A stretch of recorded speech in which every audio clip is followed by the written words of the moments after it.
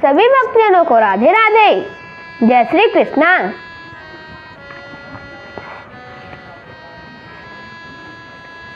संक्षिप्त गरुड़ पुराण अध्याय 149। काश खांसी निदान।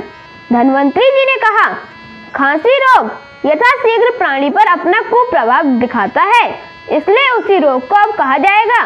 खांसी वातज, पित्तज, कफज, क्षतज तथा धातु क्षयज होने से 5 प्रकार की मानी गई है।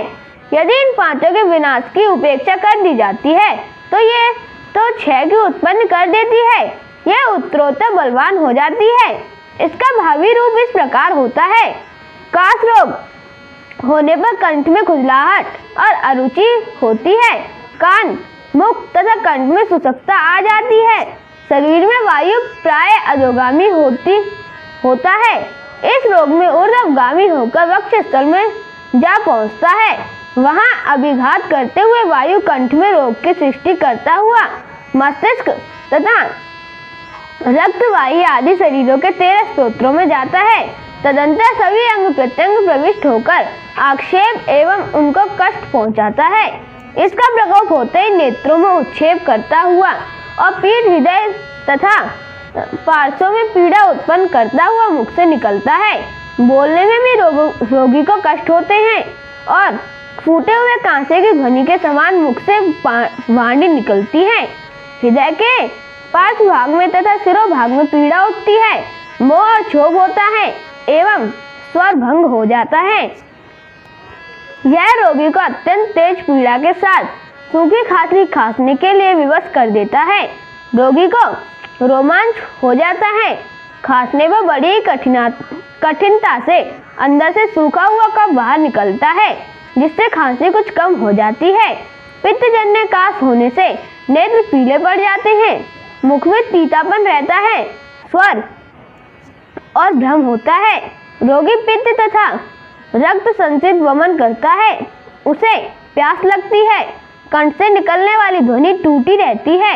उसको सब और धुआं ही धुआं दिखाई देता है और धुमायित एवं खट्टी डकार आती है तथा उसमें एक प्रकार का मद छाया रहता है। जब रोगी को खांसी का वेग आता है तो उसी खांसी के बीच आंखों के सामने चमकता हुआ छोटा छोटा प्रकाश पुंज दिखाई देता है। कफजन्य काश रोग होने पर वक्ष स्थल में सामान्य वेदना होती है। सिर में भारीपन तथा हृदय में जकड़न आ जाती है। कंठ में किसी द्रव्य पदार्थ के लेप का अनुभव होता है। एक प्रकार का मद जैसा शरीर पर छाया रहता है तथा पीनस, वमन, अरुचि, रोमांच और घने स्निग्ध कफ की प्रवृत्ति होती है। युद्ध आदि अत्यंत सात्विक विभिन्न कर्मों को करने वाले लोगों द्वारा जब शक्ति से अधिक कर्म किया जाता है तो उससे वक्ष स्थल में क्षत हो जाता है। पित्त से अनुगमित होकर वायु बलवान हो जाता है। तदंतर उसके कारण रोगी को खांसी आने लगती है, जिसके द्वारा मुख से रक्त संचित कफ अधिक निकलता है। प्राय यह कफ पीला, पिंगल, शुष्क, ग्रथित, लोथड़े की भांति और अत्यंत दूषित होता है। इस रोग में रोगी रुग्ण कंठ से कफ रूपी मल को बाहर निकालता है। वायु दोष के कारण हृदय फटा सा प्रतीत होता है और शरीर में सुइयों के चुभने जैसे कष्ट की अनुभूति होती है तथा कष्टकारी सूल के आघात से मांस स्थल में पीड़ा होती है।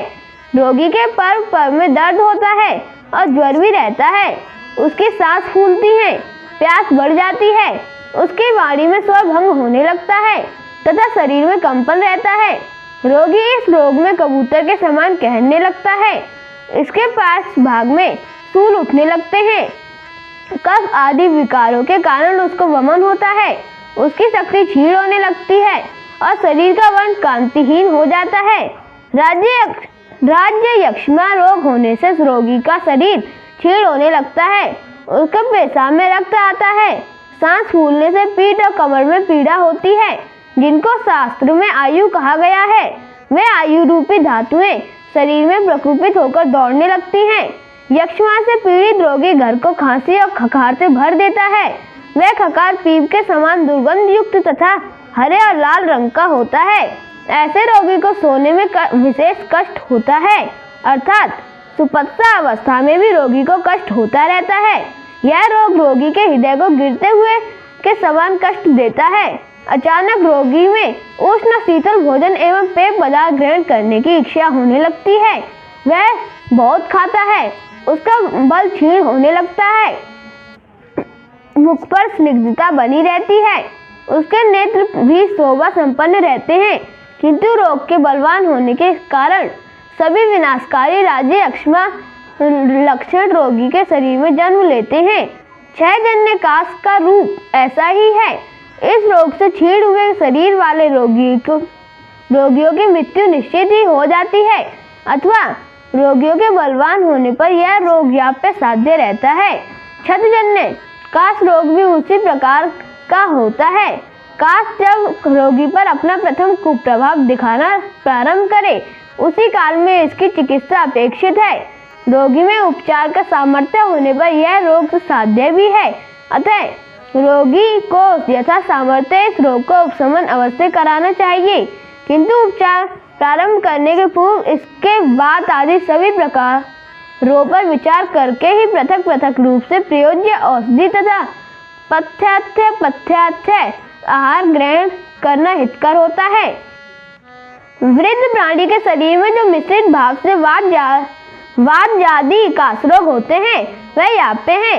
उनकी उपेक्षा करने से खांसी, श्वास, क्षय, वमन तथा स्वभंगादि प्रतिशय का प्रकोप होता है। इसकी उपेक्षा करने से काशरोग असाध्य हो जाता है, इसलिए शीघ्र ही इसका उपचार कर लेना चाहिए।